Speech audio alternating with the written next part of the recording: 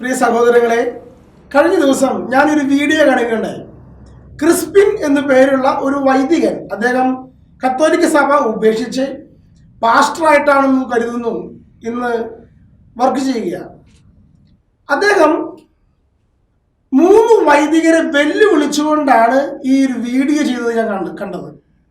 Daniel പൂവനത്തച്ഛനെയും കൃപാസനത്തിലെ ജോസഫച്ചനെയും സേവകൻ വട്ടായച്ചനെയും വെല്ലുവിളിച്ചുകൊണ്ട് കത്തോലിക്ക സഭയിലെ ദുരാചാരങ്ങൾ എന്ന് പറഞ്ഞുകൊണ്ട് അദ്ദേഹം എടുത്തിരിക്കുന്ന ഒരു വീഡിയോയ്ക്ക് മറുപടി പറയാനായിട്ട് ആഗ്രഹിക്കുകയാണ്. അദ്ദേഹം കത്തോലിക്ക സഭയിൽ ആയിരുന്നപ്പോൾ മനസ്സിലാക്കാതെ പോയ ചില സത്യങ്ങൾ അത് അദ്ദേഹത്തിന് മനസ്സിലാക്കി കൊടുക്കേണ്ടത് ഒരു ആവശ്യമാണെന്ന് കരുതിയിട്ടാണ് ഈ ഒരു വീഡിയോ ചെയ്യുന്നത്. അപ്പോൾ അദ്ദേഹത്തിന്റെ വീഡിയോയിലേക്ക് തന്നെ നമുക്ക് പ്രവേശിക്കാം. AD 11-ാം നൂറ്റാണ്ടിലാണ് കുർബാന ബലിയർപ്പണമായി രൂപാന്തരപ്പെടുകയും അതിൽ പങ്കുകൊള്ളുന്നത് നിർബന്ധമാക്കുകയും ചെയ്തത്. അപ്പം നുറുക്ക് ശുശ്രൂഷയാണ് അപ്പോസ്തലന്മാരായ കർത്താവിനെ കണ്ടു കൂടെ ഇരുന്ന് കർത്തൃമേശ അനുഭവിച്ച വിശുദ്ധന്മാർ നമുക്ക് കാണിച്ചു തന്നത്. എന്നേക്കുമായുള്ള ബലിയർപ്പണം കഴിഞ്ഞു. എബ്രായലേഖനം 10-ാം അധ്യായം വായിക്കണം, ഹോംവർക്ക് ആയിട്ട് ഇന്ന് വായിക്കണം. ഇനിയൊരു ബലിയർപ്പണത്തിന്റെ ആവശ്യമില്ല. It's finished. കാൽവരിയിൽ ഏക ബലിയർപ്പണത്തോടുകൂടി ബലിയർപ്പണം നിന്നു. ബട്ട് നൗ ഈവൻ നൗ ഇപ്പോഴും ബലിയർപ്പണം തുടർന്നുകൊണ്ടേയിരിക്കുകയാണ്.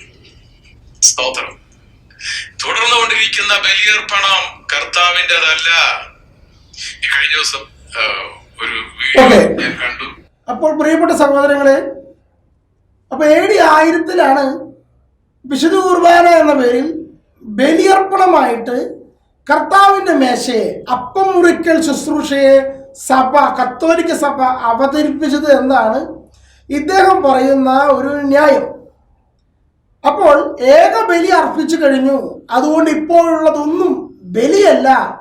വിശുദ്ധ കുർബാന എന്ന് പറയുന്നത് ബലിയല്ല, വെറും ഒരു അനുസ്മരണം മാത്രമാണ് എന്നാണ് ഇദ്ദേഹം പറഞ്ഞത്. അപ്പോൾ ഞാൻ ചോദിക്കുന്നത്, ബൈബിളിൽ വിശുദ്ധ കുർബാന, അപ്പം മുറിക്കൽ ശുശ്രൂഷ ബലിയാണെന്ന് പറഞ്ഞിട്ടുണ്ടോ? അദ്ദേഹത്തിന്റെ ന്യായം പറയുന്നതിന് വേണ്ടി 1 കൊരിന്ത്യർ 11-ാം അധ്യായം 23-ാം തിരുവചനം മുതലുള്ള വാക്യങ്ങൾ വായിച്ചുകൊണ്ട് ഇത് ഓർമ്മയ്ക്കായി ആചരിക്കുന്നു എന്ന് വ്യാഖ്യാനിക്കുമ്പോൾ അദ്ദേഹം ഒരു കാര്യം മറന്നുപോയി. എന്താണെന്നറിയാമോ? 1 കൊരിന്ത്യർ 11-ാം അധ്യായത്തിന് തൊട്ട് മുമ്പ് 1 കൊരിന്ത്യർ 10-ാം അധ്യായത്തിൽ വിശുദ്ധ കുർബാനയെ ബലിയായി അവതരിപ്പിച്ചുകൊണ്ടാണ് പൗലോസ്ലീഹ അധ്യായത്തിൽ അവതരിപ്പിക്കുന്നത്. അതെങ്ങനെയാണ് നമുക്ക് നോക്കാം. അതായത് 3 ബലിയർപ്പണത്തെ മുന്നിൽ വെച്ചുകൊണ്ട്, ഒന്നാമത്തേത് ഇസ്രായേൽക്കാർ അർപ്പിക്കുന്ന ആടിനെ അർപ്പിക്കുന്ന ബലി, രണ്ടാമത് വിജാതിയർ അർപ്പിക്കുന്ന ബലി, മൂന്നാമത് കർത്തൃമേശ, കർത്താവിന്റെ മേശ എന്ന പ്രയോഗം തന്നെ ഇവിടെ വെച്ചിരിക്കുന്നത്, അപ്പം മുറിക്കൽ ശുശ്രൂഷ. ഇത് 3-നെയും ഒരേപോലെ മുന്നിൽ വെച്ചിട്ട് വിജാതിയർ ബലിയർപ്പിക്കുന്നു, അതുപോലെ ഇസ്രായേൽക്കാർ ബലിയർപ്പിക്കുന്നു, അതുപോലെയുള്ള ഒരു ബലിയർപ്പണമാണ് കർത്താവിന്റെ മേശ എന്ന് പറഞ്ഞുകൊണ്ട് വളരെ ഭംഗിയായി അവതരിപ്പിക്കുന്ന ഭാഗം വിശുദ്ധ പൗലോസ്ലീഹ കൊരിന്ത്യർക്കാർക്ക് എഴുതിയ 1-ാമത്തെ ലേഖനം 10-ാം അധ്യായം 15 മുതലുള്ള തിരുവചനങ്ങളിൽ നമുക്ക് കാണാം.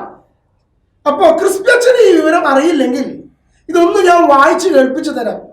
നമുക്ക് മനസ്സിലാക്കണമല്ലോ, വിശുദ്ധ കുർബാന, അതായത് അപ്പം മുറിക്കൽ ശുശ്രൂഷ ഒരു ബലിയർപ്പണമാണെന്നുള്ള വസ്തുത വ്യക്തമാക്കേണ്ടതല്ലേ?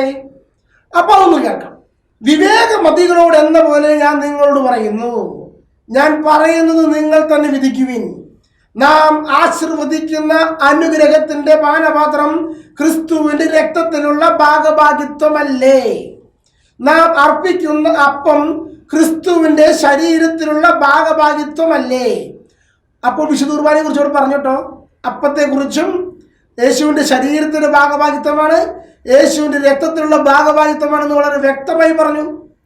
അപ്പോൾ യേശു ക്രിസ്തുവിന്റെ ശരീരത്തിലും രക്തത്തിലുമുള്ള ഭാഗഭാഗിത്വമാണ് ഈ അപ്പം മുറിക്കൽ ശുശ്രൂഷ എന്ന് വളരെ വ്യക്തമായി പറയുമ്പോൾ നമ്മൾ മനസ്സിലാക്കണം, കർത്താവിന്റെ കുരിശുമരണം ബലിയർപ്പണമാണോ?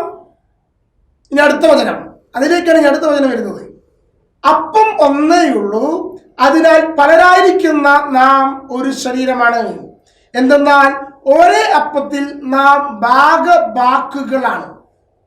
ഇനി ശ്രദ്ധിക്കണേ, ഇതിനെങ്ങനെയാണ് ഈ ബലിയർപ്പണം എന്നതിനെ എങ്ങനെയാണ് പൗലോസ് ശ്ലീഹ അവതരിപ്പിക്കുന്നത് ശ്രദ്ധിക്കുക. ഇനി അത് ഇസ്രായേൽക്കാരെ ബലിയർപ്പണത്തെ വെച്ച് താരതമ്യപ്പെടുത്തിക്കൊണ്ടാണ് പറയുന്നത്.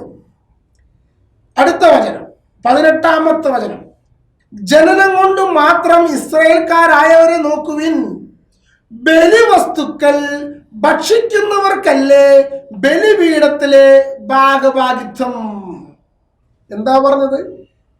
യേശുക്രിസ്തുവിന്റെ കുരിശുമരണം ഒരു ബലിയർപ്പണമാണ്, അതിലൊരു സംശയമില്ലല്ലോ. എന്നേക്കുമേലുള്ള അവസാനത്തെ ബലിയാണെന്ന് ക്രിസ്പ്യച്ചന് സംശയമില്ലല്ലോ. അല്ലയോ ക്രിസ്പ്യച്ചന് ഈ ഒരു ബലിയർപ്പണത്തിൽ പങ്കുപറ്റണമെങ്കിൽ ക്രിസ്പ്യച്ചൻ എന്ത് ചെയ്യണമെന്ന് അറിയാമോ? ബലിവസ്തു ഭക്ഷിക്കുന്നവർക്കല്ലേ ബലിയിൽ പങ്കാളിത്തം. ക്രിസ്പ്യച്ചന് കാൽവരി മലയിൽ യേശു അർപ്പിച്ച കുരിശു മരണത്തിൽ പങ്കാളിത്തം കിട്ടണമെങ്കിൽ ക്രിസ്പ്യച്ചൻ എന്ത് ചെയ്യണമെന്ന് അറിയാമോ? ബലിവസ്തു ഭക്ഷിക്കണം. ഏത്? യേശുവിന്റെ ശരീരവും രക്തവുമായ ബലിവസ്തു ഭക്ഷിക്കണം. എങ്ങനെ? അപ്പൊ അതാണ് ഇവിടെ പൗലോസ് ശ്ലീഹ പറഞ്ഞത് 8-ാമത്തെ വചനത്തിലെ, നാം ആശീർവദിക്കുന്ന അനുഗ്രഹത്തിന്റെ പാനപാത്രം കർത്താവിന്റെ ക്രിസ്തുവിന്റെ രക്തത്തിലുള്ള ഭാഗഭാഗിത്വമല്ലേ? നാം അർപ്പിക്കുന്ന മുറിക്കുന്ന അപ്പം ക്രിസ്തുവിന്റെ ശരീരത്തിലുള്ള ഭാഗഭാഗിത്വമല്ലേ? ഇസ്രായേൽക്കാരെ നോക്കുവിൻ, അവരെന്താ ചെയ്യുന്നത്? ബലിവസ്തു ഭക്ഷിക്കുന്നവർക്കല്ലേ ബലിയിൽ പങ്കാളിത്തം. കണ്ടോ, ഇസ്രായേൽക്കാരുടെ ബലിയർപ്പണത്തെ താരതമ്യപ്പെടുത്തി അപ്പവും വീഞ്ഞും ഭക്ഷിക്കുന്നത് ബലിയർപ്പണമാണെന്ന് വളരെ വ്യക്തമായി പൗലോസ് ശ്ലീഹ പറഞ്ഞിരിക്കുക. കഴിഞ്ഞില്ല.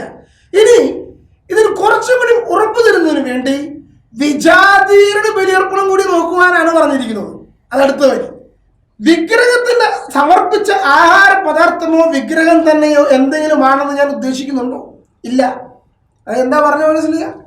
വിഗ്രഹത്തിന് അർപ്പിച്ച ഭക്ഷണം അല്ലെങ്കിൽ അത് എന്തെങ്കിലും ആണെന്ന് ഞാൻ ഉദ്ദേശിക്കുന്നില്ല. അവിടെ നിൽക്കട്ടെ. എന്നിട്ട് പറയാണ്, വിജാതിയർ അർപ്പിക്കുന്നത് പിശാചിനാണ്, ദൈവത്തിനല്ല എന്നാണ് ഞാൻ പറയുന്നത്. നിങ്ങൾ പിശാചുക്കളുടെ പങ്കാളികളാകുവാൻ ഞാൻ ആഗ്രഹിക്കുന്നില്ല. എന്താ ഇവിടെ പറയുന്നത് അറിയാമോ? യഹൂദന്മാരെ വിട്ടു. എന്നിട്ട് ഇവിടെ പറയുകയാണ്, വിജാതിയർ ബലിയർപ്പിക്കുന്നു, അത് പിശാചിന് അർപ്പിക്കുന്നു, അതിൽ നിങ്ങൾ പങ്കാളികളാകുവാൻ ആഗ്രഹിക്കുന്നില്ല.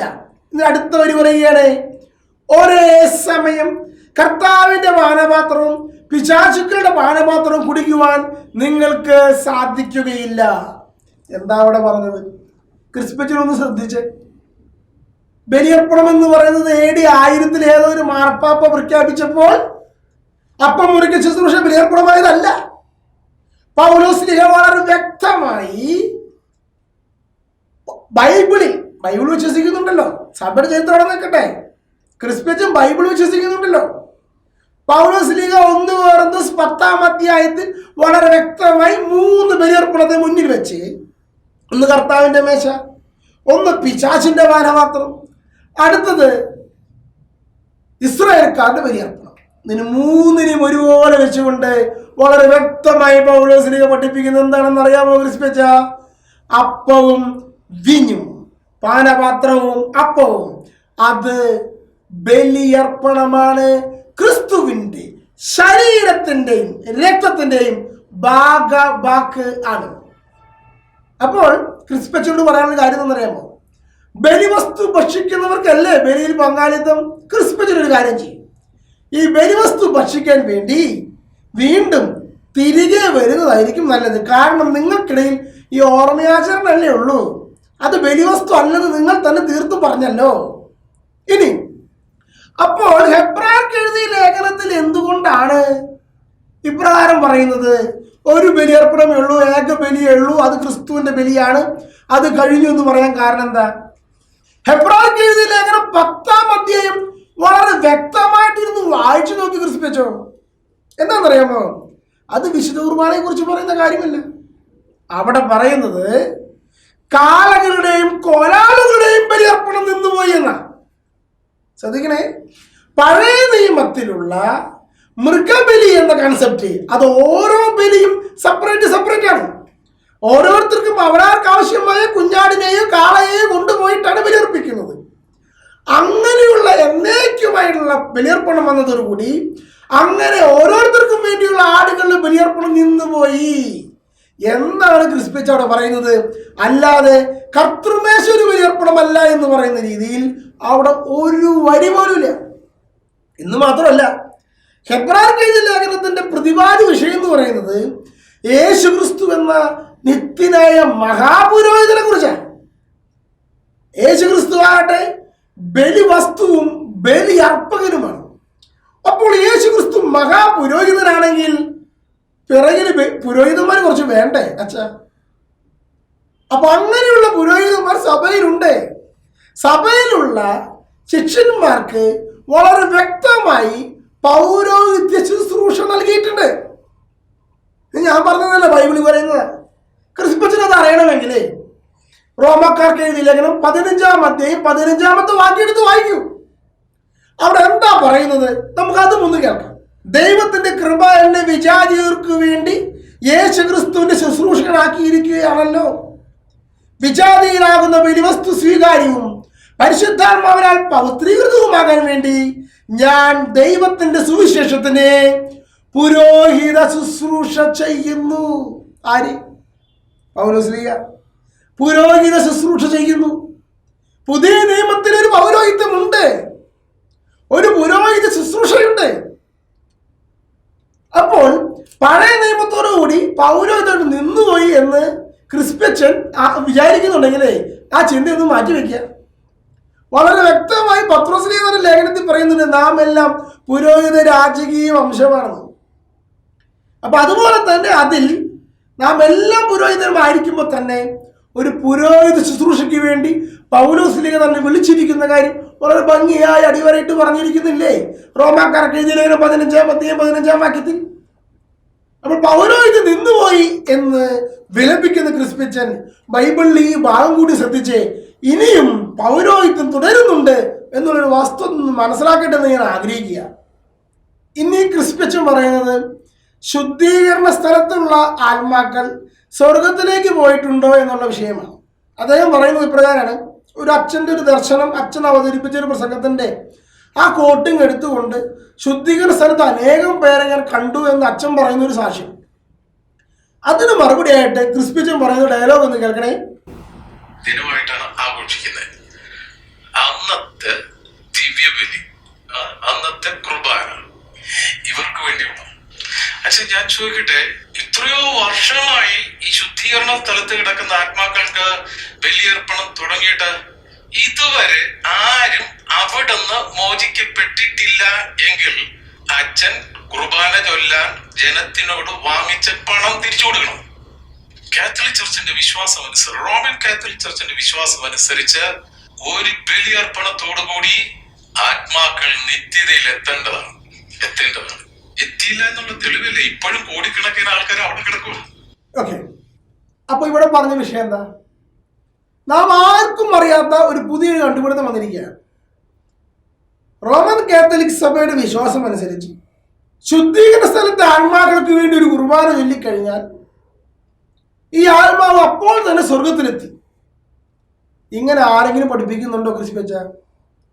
അച്ഛൻ കുറെ നാൾ കത്തോലിക്ക സഭയുടെ ഭാഗമായിട്ട് ഇരുന്നതല്ലേ. ഒരു വ്യക്തി മരിച്ചു കഴിഞ്ഞാൽ പിറ്റേ ദിവസം ആ വ്യക്തിക്ക് വേണ്ടി കുർബാന അർപ്പിച്ചു കഴിഞ്ഞാൽ ആ വ്യക്തി സ്വർഗത്തിലെത്തി എന്ന് വിശ്വസിക്കുന്ന മണ്ടന്മാരാണോ കത്തോലിക്കർ? താങ്കൾക്ക് അങ്ങനെ തോന്നുന്നുണ്ടോ? അങ്ങനെയാണെങ്കിൽ 40 ദിവസം കുർബാന ചൊല്ലിക്കുന്നവരുണ്ട്, വർഷം കുർബാന ചൊല്ലിക്കുന്നവരുണ്ട്. ഇങ്ങനെ ചൊല്ലിക്കുന്നവരെ ഒറ്റ കുർബാന ചൊല്ലി കഴിഞ്ഞാൽ സ്വർഗത്തിൽ പോയി എന്ന് പറഞ്ഞ് കൈയും കെട്ടിയിരുന്നാൽ പോരെ, പിന്നെ എന്തിനാ ഒപ്പീസൊക്കെ ചൊല്ലുന്നത്? അപ്പൊ ഇങ്ങനെ വിശ്വസിക്കുന്നവരാണ് കത്തോലിക്ക സഭയിലുള്ളവരെന്ന് ക്രിസ്ത്യനോട് ആര് പറഞ്ഞു? അപ്പൊ ഇല്ലാത്തൊരു വിഷയത്തെ മുമ്പിൽ വെച്ച് അവതരിപ്പിച്ച് ഒരു സ്ട്രോമൻ വൈക്കോല കൊണ്ടൊരു മനുഷ്യനെ ഉണ്ടാക്കി അതിനെ കത്തിച്ച് രസിക്കുകയാണ് ഇദ്ദേഹം ചെയ്യുന്നത്. അങ്ങനെ ഒരു പ്രബോധനം കത്തോലിക്ക സഭയിലില്ല. മരിച്ചു കഴിഞ്ഞാൽ ഒന്നുകിൽ സ്വർഗത്തിലേക്കോ അല്ലെങ്കിൽ ശുദ്ധീകരണ സ്ഥലത്തേക്കോ നരകത്തിലേക്കോ മനുഷ്യന്റെ ആത്മാവ് പ്രവേശിക്കുന്നു. ഇതാണ് കത്തോലിക്ക സഭയുടെ പ്രബോധനം. ശുദ്ധീകരണ സ്ഥലത്ത് പോകുന്ന എല്ലാ ആത്മാക്കളും തീർച്ചയായും സ്വർഗത്തിൽ പ്രവേശിക്കുക തന്നെ ചെയ്യും. അതിനുള്ള ടൈം ലിമിറ്റ് ഒന്നും നമുക്ക് പറയാൻ സാധിക്കില്ല. ആ വ്യക്തിയുടെ ആത്മാവിന്റെ വിശദീകരണമാണ് അവിടെ കാണിക്കുന്നത്. അപ്പൊ ഇദ്ദേഹം പറയുന്നൊരു കാര്യം ഇതാണ്, ഒരു വൈദികൻ കണ്ട ദർശനം അല്ലെങ്കിൽ മരണസമയത്ത് കണ്ടൊരു ദർശനം അനേകം പേർ ശുദ്ധീകരണ സ്ഥലത്ത് നിന്ന് പടയുന്നു. ഇതുവരെ ആരും സ്വർഗത്തിൽ പോയിട്ടില്ല എന്നുള്ളത് കത്തോലിക്ക സഭയുടെ പ്രബോധനമല്ല. അനേകം പേർ ശുദ്ധീകരണ സ്ഥലത്ത് പടയുന്നു എന്ന് പറഞ്ഞു കഴിഞ്ഞാൽ ഇവിടെ അനേകം പേർ ഓരോ ദിവസവും മരിക്കുന്നുണ്ട്. ഇനി മറ്റൊരു വിഷയം, ശുദ്ധീകരണ സ്ഥലത്തെ ആത്മാക്കളെ സ്വർഗത്തിലേക്ക് പറഞ്ഞയക്കാൻ വേണ്ടി കുർബാനയ്ക്ക് അർപ്പിച്ച പണം വൈദികർ തിരിച്ചു കൊടുക്കണം എന്നാണ് ഇദ്ദേഹം പറയുന്നത്. ഈ ഒരു വിഷയത്തിലേക്ക് നമുക്ക് കടന്നു വരാം. ഞാൻ നിങ്ങളോട് ചോദിക്കട്ടെ, നിങ്ങളിൽ എന്നെ കേൾക്കുന്ന എത്രയോ പേർ കത്തോലിക്ക സഭയിലുള്ളവരാണ്?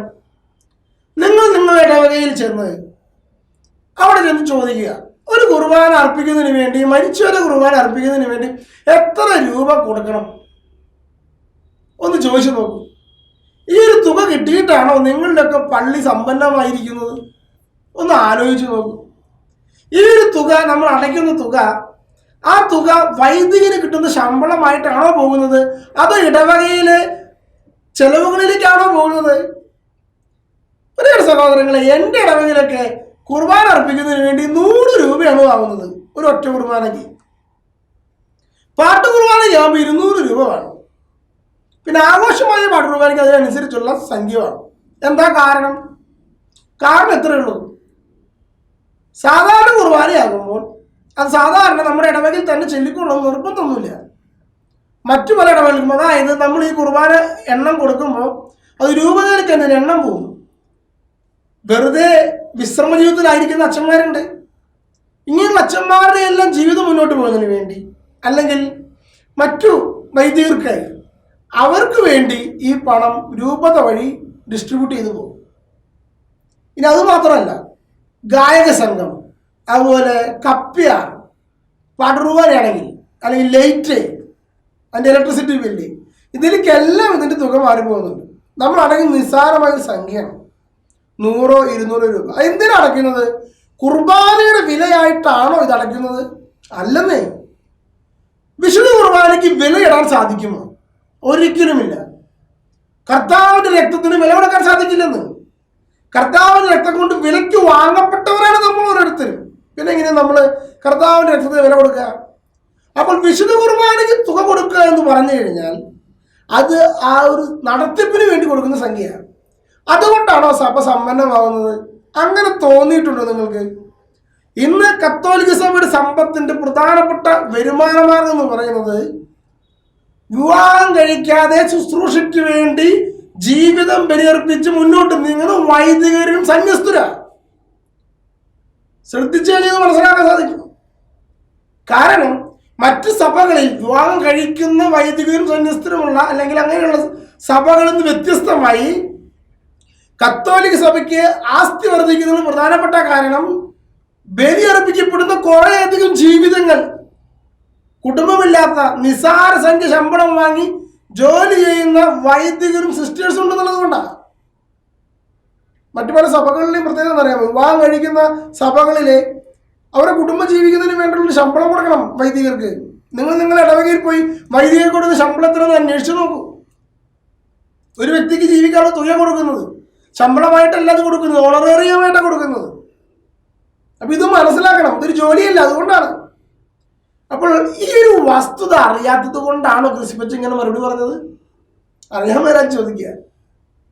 അപ്പോൾ നാം കുർബാന അർപ്പണത്തിന് കൊടുക്കുന്ന പൈസ 100 രൂപ, ഒപ്പീസിന് കൊടുക്കുന്ന പൈസ 30 രൂപ, സ്തോത്ര കാഴ്ചയിടുന്ന നോട്ട് കെട്ടുകൾ എന്തോരം ഇടുമ്പോൾ നമുക്ക് അറിയാലോ. ഇതൊക്കെ കൊണ്ടാണ് സഭ സമ്പന്നമായിരിക്കുന്നത്. തെറ്റിദ്ധാരണയുണ്ടെങ്കിലേ ക്രിസ്പിച്ചത് മറന്നേക്കുന്നേ, അങ്ങനെയൊന്നല്ലെന്ന്. ഇനി ഇതേ വീഡിയോ പറയുന്ന മറ്റൊരു വിഷയം ഉണ്ട് കേട്ടോ. പള്ളിയിൽ സ്ഥാപിച്ചിരിക്കുന്ന ഭണ്ഡാരപ്പെട്ടികൾ, അതാണ് അടുത്ത പ്രശ്നം. എന്തിനാ ഈ ഭണ്ഡാരപ്പെട്ടികൾ എന്നാണ് ചോദിക്കുന്നത്? ഒരു ഇടവകയുടെ നടത്തിപ്പിനെ, അല്ലെങ്കിൽ ഒരു ആശ്രമത്തിന്റെ, അല്ലെങ്കിൽ ഒരു ധ്യാന നടത്തിപ്പിന് വേണ്ടിയുള്ള തുകയ്ക്ക് വേണ്ടിയിട്ട് തന്നെയാണ് വെക്കുന്നത്. കർത്താവ് അത് വെറുക്കാൻ പറഞ്ഞിട്ടുണ്ടോ, അല്ലെങ്കിൽ ഉപേക്ഷിക്കാൻ പറഞ്ഞിട്ടുണ്ടോ? ഈശോ എന്താ പഠിപ്പിച്ചത്? ജെറുസലേം ദേവാലയത്തിൽ തന്റെ കയ്യിലുള്ള 2 നാണയത്തൊട്ട് മുഴുവനായി നിക്ഷേപിച്ച വിധവയെ കുറിച്ച് യേശു ക്രിസ്തു പറഞ്ഞത് എന്താണെന്നറിയാമോ? അവൾ തനിക്കുള്ളതിൽ നിന്ന് കൊടുത്തു എന്നാ പറഞ്ഞത്. അവളുടെ സമർപ്പണം അവൾ കാണിച്ചപ്പോൾ അതിന് പ്രോത്സാഹിപ്പിക്കുന്ന ഈശോയെയാണ് ബൈബിളിൽ കാണുന്നത്. അല്ലാതെ ഭണ്ഡാരപ്പെട്ടി എടുത്ത് മാറ്റാനൊന്നും കർത്താവ് പറഞ്ഞിട്ടില്ല ക്രിസ്പെച്ചോ. അപ്പൊ ക്രിസ്പെച്ചിന് മനസ്സിലായില്ല എന്നാണ് ബൈബിളിലെ അന്തസത്ത. ക്രിസ്തുവിന്റെ കണ്ണിലൂടെ കാണുവാൻ സാധിച്ചില്ലെന്ന് തോന്നുന്നു.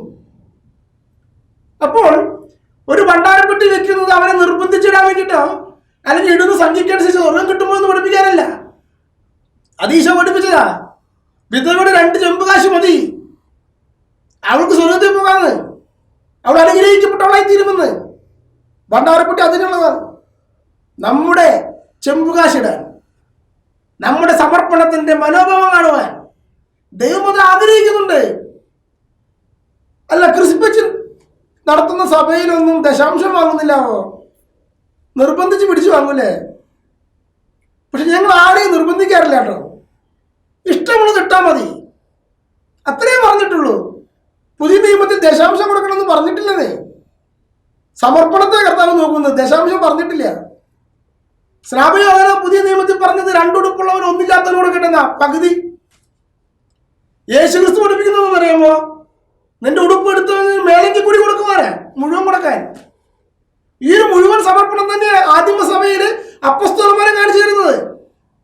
അവർ വിറ്റ് കിട്ടിയ തങ്ങളുടെ സമ്പത്ത് മുഴുവൻ അപ്പസ്തോലന്മാരെ കാറ്റിലർപ്പിച്ചു, അത് തുല്യമായി വീതിച്ചു. ഇതാണ് പുതിയ നിയമം. പക്ഷെ ക്രിസ്പെച്ച് ഇപ്പോഴും പഴയ നിയമത്തിൽ എത്തിയിട്ടുള്ളൂ. അത് കാരണം കൊണ്ട് സഭയിൽ ദശാംശം കഴുത്തിന് പിടിച്ച് വാങ്ങുക. എന്നാൽ പുതിയ നിയമത്തിൽ ഒരു വ്യക്തിയെയും കഴുത്തിന് പിടിച്ചു വാങ്ങാൻ നിയമമില്ലെന്നേ. ഉള്ളടഞ്ഞു കൊടുക്കണം, ചെമ്പുകാശ് മതി. അവൻ കൊടുക്കുന്നത് എന്തോ അത് സ്വീകരിക്കാൻ പറയണം. അതാണ് പുതിയ നിയമത്തിന്റെ കാഴ്ചപ്പാട്. അതുകൊണ്ടാണ് ഭണ്ഡാരപ്പെട്ടി വെച്ചിരിക്കുന്നത്. നീ ഉള്ളത് തന്നാ മതി, എണ്ണം പറഞ്ഞ് കൊടുക്കണ്ട. അപ്പോൾ ക്രിസ്പെച്ചിൽ നിന്ന് മനസ്സിലാക്കുക എന്തിനാണ് ഭണ്ഡാരം വെച്ചിരിക്കുന്നത്, എന്തിനാണ് ഈ കുർബാനയ്ക്ക് പണം വെച്ചിരിക്കുന്നത് എന്നൊക്കെ. അല്ലാതെ വൈദികർക്ക് ജീവിക്കാൻ വേണ്ടിയിട്ടൊന്നും ഇതിന്റെ ആവശ്യമില്ല കേട്ടോ. ഇനി ക്രിസ്പെച്ചൻ കൊണ്ടുവരുന്ന അടുത്ത വിഷയം എന്താണെന്ന് അറിയാമോ? പുരോഹിതന്മാർ വിവാഹം കഴിക്കണം എന്നുള്ള നിയമമാണ്. നമുക്കതൊന്ന് കേൾക്കാം. AD 1079 പുരോഹിതന്മാർ വിവാഹം കഴിക്കുന്നത് ഗ്രിഗരി 6 വിലക്കി. എബ്രായലേഖനത്തിൽ പറയുന്നത് വിവാഹം എല്ലാവർക്കും മാന്യമെന്നാണ്. Something option.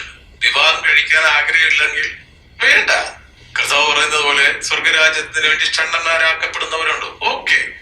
പക്ഷെ അത് നിർബന്ധമാക്കി കഴിഞ്ഞാൽ വചനം പറയുന്നത് എന്താണ്? മനസാക്ഷി കത്തിക്കരിഞ്ഞ് വിവാഹത്തെ വിലക്കുന്നവർ വരുമെന്നാണ് തിമോത്തിസിന്റെ ലേഖനത്തിൽ പറഞ്ഞിരിക്കുന്നത്. പുരോഹിതന്മാർ വിവാഹം കഴിക്കട്ടെ എന്ന്, നല്ലതാണ്. അത് പാവമൊന്നുമല്ലേ. ഇനി അടുത്ത വിഷയമാണ് പുരോഹിതന്മാർ വിവാഹം കഴിക്കുന്നത് ഗ്രിഗറി മാർപ്പാപ്പ നിർത്തി. അതിന് അപ്പൊ നിർബന്ധമാക്കിയതാണ് പ്രശ്നം. വേണമെങ്കിൽ ഈശോ പറഞ്ഞതുപോലെ ദൈവരാജ്യത്തെ പ്രതി സ്വയം ഷണ്ടന്മാരാക്കുന്നവരുണ്ട്. അപ്പൊ സമ്മതിച്ചല്ലോ, ദൈവരാജ്യത്തെ പ്രതി സ്വയം ഷണ്ടന്മാരാക്കുന്നവരുണ്ട് എന്നുള്ള കാര്യം സമ്മതിച്ചു. ക്രിസ്പെച്ചൻ തന്നെ സമ്മതിച്ചു. അപ്പൊ ക്രിസ്പെച്ചൻ പറയുന്നത് നിർബന്ധമാക്കിയതാണ് പ്രശ്നം എന്നാണ്. ക്രിസ്പെച്ചിന് വിവാഹം കഴിക്കുന്നതിന് വേണ്ടിയിട്ടാണോ ക്രിസ്പെച്ച് സഭ വിട്ടുപോയത്? ഉള്ളിലുള്ള വിഷമമാണോ ക്രിസ്പെച്ചൻ പറഞ്ഞു തീർക്കുന്നത്? ഞാൻ വ്യക്തിപരമായിട്ട് പോകുന്നില്ല. ബൈബിളിൽ എന്താ പറയുന്നത് വളരെ വ്യക്തമായി നമുക്കറിയാവുന്ന ചരിത്രം തന്നെയാണ്. 11-ാം നൂറ്റാണ്ട് വരെ സഭയിൽ വൈദികരെ ആവശ്യമുണ്ടായിരുന്നു. അപ്പൊ അതുകൊണ്ട് തന്നെ വിവാഹം കഴിക്കുന്നവരും കഴിക്കാത്തവരും ഈ കൂട്ടായ്മയിൽ ഉണ്ടായിരുന്നു. ഇതാണ് ഒരു കാര്യം. അപ്പോൾ വിവാഹം കഴിക്കുന്നവരെ പറ്റി പൗലോസ് തന്നെ പറയുന്നുണ്ട്. മെത്രാന്മാരായതിനെ കുറിച്ചും ഏക ഭാര്യയുള്ളവരായിരിക്കണം എന്നുള്ള വസ്തുത പറയുന്നുണ്ട്. എന്താ കാരണം? ആ കാലഘട്ടത്തിൽ ഇന്നത്തെ പോലെയല്ല, ബഹുഭാരിത്വം നിലവിലുള്ള കാലഘട്ടമാണ്. ബഹുഭാരിത്വം നിലവിലുള്ള കാലഘട്ടത്തിൽ അങ്ങനെയുള്ള വ്യക്തികളെ വൈദികരോ ശുശ്രൂഷകരോ അതുമല്ലെങ്കിൽ ഡീക്കന്മാരെ ആക്കരുത്, മെത്രാന്മാരാക്കരുത് എന്നുള്ള വസ്തുതയാണ് ഇവിടെ പ്രധാനപ്പെട്ട സ്ട്രെസ്സായി പറഞ്ഞിരിക്കുന്ന വിഷയം. ആ കാലഘട്ടത്തിന്റെ സാഹചര്യത്തിൽ ആ ഇപ്രകാരം വായിക്കപ്പെടുന്നു: ഏക ഭാര്യയുള്ളതായി മതി, ബഹുഭാരിത്വം വേണ്ടെന്ന അർത്ഥത്തില്. ഇന്ന് അതിനെടുത്തുകൊണ്ട് ഇന്ന് അനേകം പേർ, നമുക്കറിയാമല്ലോ, കത്തോലിക്ക സഭ എന്ന് പറഞ്ഞാൽ ലോകം മുഴുവൻ വ്യാപിച്ചിരിക്കുന്ന സഭയാണ്. സഭയിൽ അത്യാവശ്യത്തിന് പുരോഹിതന്മാരുണ്ട്. വിവാഹം കഴിക്കരുത് എന്ന് പറഞ്ഞപ്പോൾ തന്നെ അത് സമ്മതിച്ചുകൊണ്ട് കർത്താവിന് വേണ്ടി ജീവിതം മുഴുവൻ ഒഴിഞ്ഞു വെക്കുവാൻ പ്രാപ്തമായ അനേകം വൈദികർ ഞങ്ങൾക്കുണ്ടെന്നേ. അങ്ങനെ താല്പര്യമുള്ളവരുണ്ടെന്നേ. അല്ലാതെ ഇതൊരു തൊഴിലായി കൊണ്ടു നടക്കുന്നവരല്ല. ഞങ്ങളെ സംബന്ധിച്ചുള്ള ഒരു തൊഴിലല്ലെന്ന്. കർത്താവിന് ശുശ്രൂഷ ചെയ്യുക എന്ന് പറയുന്നത് തൊഴിലായിട്ടല്ല എടുക്കുന്നത്.